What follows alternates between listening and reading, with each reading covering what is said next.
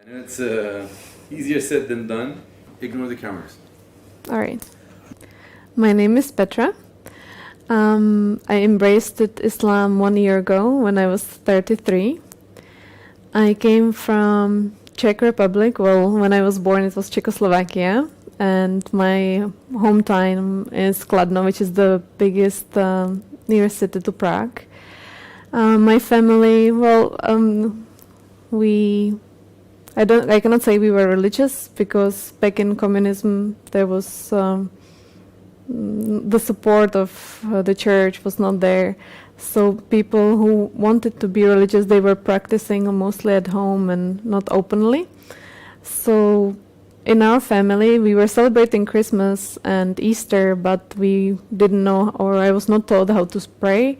There was no Sunday school when I was kid, or any religious studies at school. So I was not exposed to any religious activities. We didn't go to church even during Christmas. It was just a family gathering and happy times when we were exchanging gifts.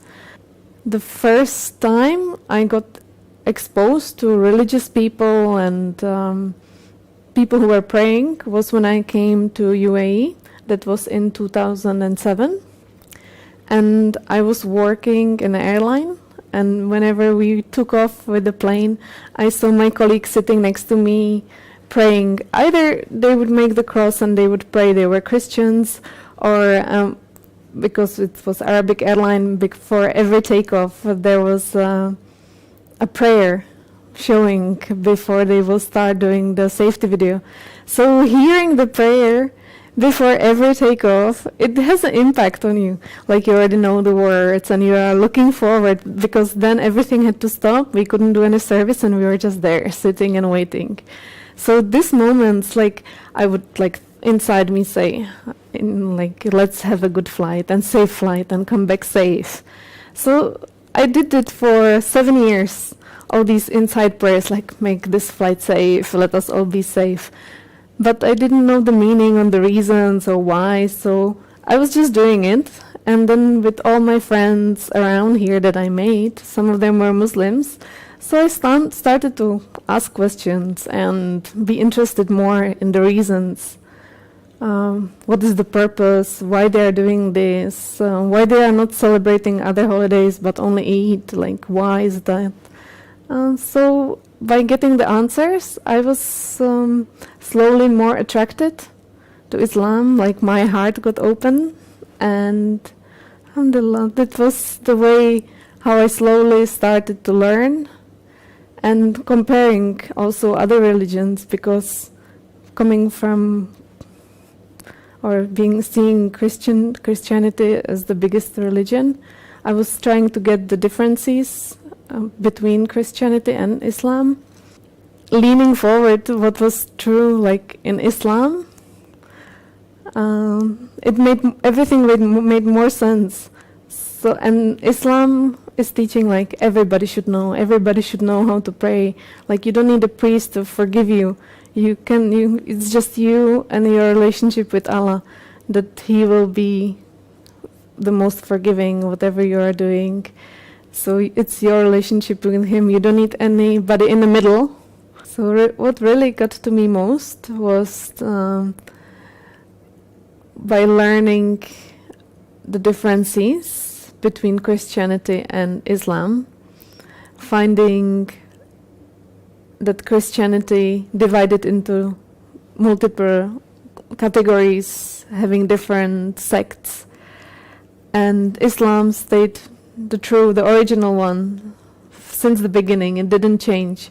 So the same words, the same prayers, the same acts that were performed years ago are still valid, and by doing them, by acting them, you are having the relationship straight away with Allah. There is no priest in the middle, there is nobody.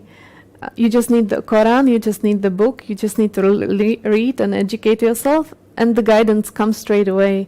Of course, you might have some questions, you might need some help, and the imam from the nearest mosque or Islamic center is there for you to guide you or explain to you further if you have questions. But once you learn it, once you start practicing it, then you can go ahead and you don't need any more of guidance how to do it properly, only maybe just to refresh yourself if you get lost again. But you don't need a priest, you don't need to pay for forgiveness, you just pray and you will be forgiven because Allah is the most forgiveful. So, yeah. Before converting, by living here in the UAE more than 7 years and interacting with the local people, with the Muslim friends, I never encountered anybody pushing me to come to Islam. It had to come from me, the first step. So once I did it and I converted, suddenly everybody was interested. Like I became like a celebrity. It was so funny and so nice. Like people at work, now I changed my job. I'm not flying anymore. I'm in the hospital. That's very nice. Before converting, my concerns were, of course, for my family, how they would accept it. And my mom, she has this sense, of course, I'm her daughter, so she's connected with me. So whenever we were Skyping, she would be like, there is something on your mind, there is something going on.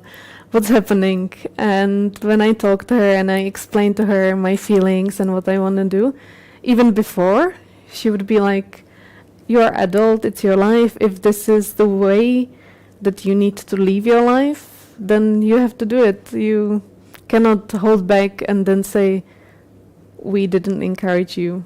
It's your life. So I was blessed in a way that I got the support even before.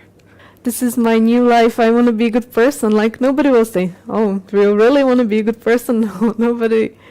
You just need to make the first step and everything will fall into place. That it's not bad. It's nothing is wrong. And with the time, they will overcome. Maybe if it will be your parents or your best friends, maybe give them 1 year and they will see that you really didn't change. You're just praying and you're worshipping one God, and that's the whole change. Ask yourself also these questions. Do you believe that there is only one God? Do you believe that He doesn't have any partners? Do you believe that there is an afterlife? If you ask all these questions and your answer is yes, then nothing should stop you, because you never know if you will wake up the next day and go to the nearest mosque, go to the nearest Islamic center, ask them for advice. Every imam, he will ask you again, like, are you sure? Does it come from your heart? And if it comes, then there is no reason why another day you should not be a Muslim.